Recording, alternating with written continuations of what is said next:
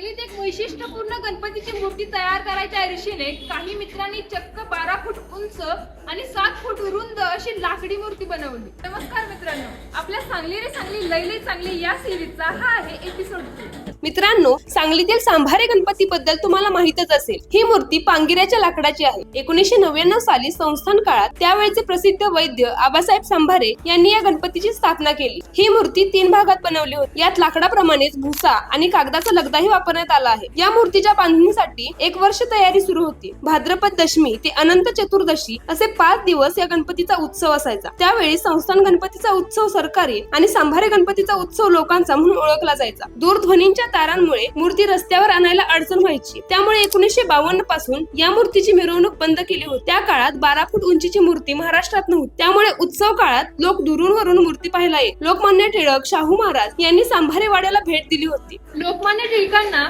ही मूर्ती पुण्याला घेऊन जायचं होतं, पण कात्रजच्या बोगद्यातून ही मूर्ती नेणं अशक्य होतं। त्यामुळे ही मूर्ती सांगलीतच राहिली।